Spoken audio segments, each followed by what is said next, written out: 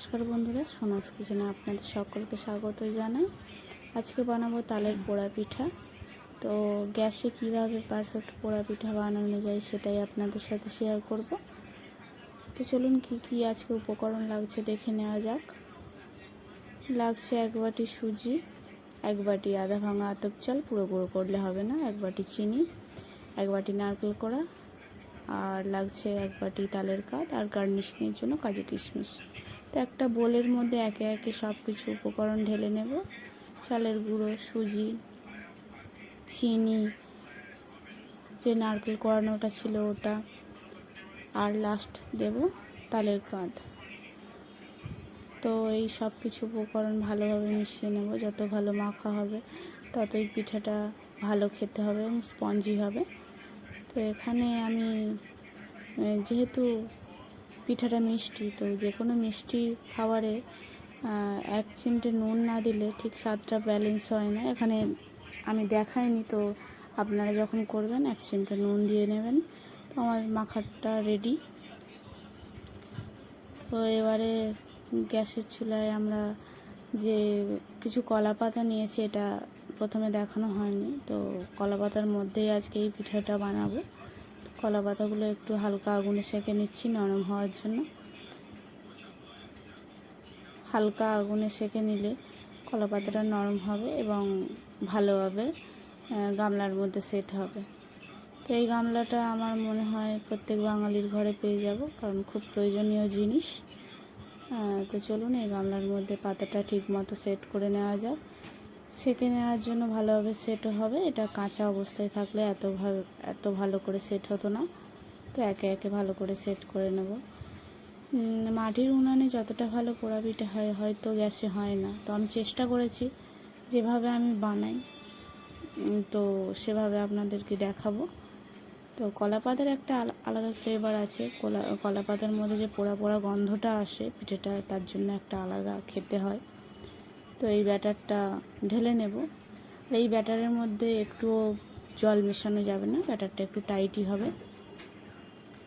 তো ব্যাটারটা দিয়ে নিয়ে ভালো করে চারিদিকে খেলিয়ে নেব, সুন্দর করে ভালো করে দিয়ে নেব। তালের পোড়া পিঠে গ্যাসে বানাতে গেলে অনেকে ভয় পান, তো খুবই সহজ, একটু হয়তো টাইম লাগে, তো পারফেক্ট উপায় হয়েও যায়। ভালো করে ঝাঁকিয়ে নেব সেট হওয়ার জন্য। তো ভালো করে চারিদিকে খেলিয়ে নিয়ে কাজু কিশমিশগুলো এবার সাজিয়ে নেব একে একে।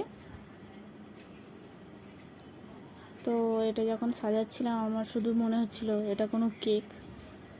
তো আপনারা দেখতেই পাবেন লাস্টে পিঠাটা অনেকটা কেকের মতোই দেখতে হবে। সাজানো কমপ্লিট। এবারে একটা তাওয়া নেব। এটা ডবল তাওয়াই হবে, কারণ ডাইরেক্ট গামলাটা বসালে পিঠাটা পুড়ে যেতে পারে বা জ্বলে যেতে পারে। তো তাওয়াটা বসিয়ে নিয়েছি। আমার 1 ঘন্টা লাগবে পিঠেটার রেপিট হতে। 1 ঘন্টার মধ্যে 15 মিনিট মিডিয়াম ফ্লেভারে, আর যে 1.5 ঘন্টা আছে একদম লো আঁচে করতে হবে।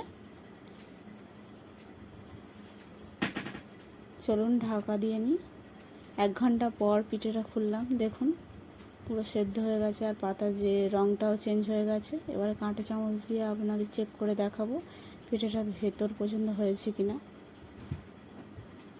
দেখুন গায়ে একদম লেগে নেই, তার মানে পিঠেটা ভালোভাবে সেদ্ধ হয়েছে। এই পর্যায়ে যদি মনে হয় সেদ্ধ হয়নি, তো আপনারা 8-10 মিনিট ঢাকা দিয়ে রাখতে পারেন। পিঠেটা উল্টে নেব। উল্টিয়ে যে সামনের পিঠটা আরও 15 মিনিটের জন্য বসিয়ে দেব, কারণ সামনের পিঠটা না হালকা পোড়া পোড়া হলে ঠিক ভালো লাগে না। দেখুন কত সুন্দর রং এসছে।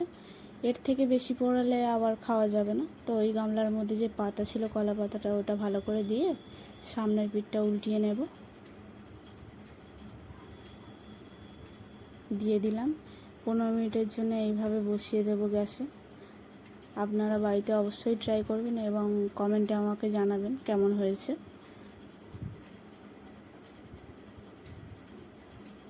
কলা পাতাগুলো ওপরে দিয়ে দিতে হবে, নইলে ঘেমে পিঠের মধ্যে পড়তে পারে, তাই জন্য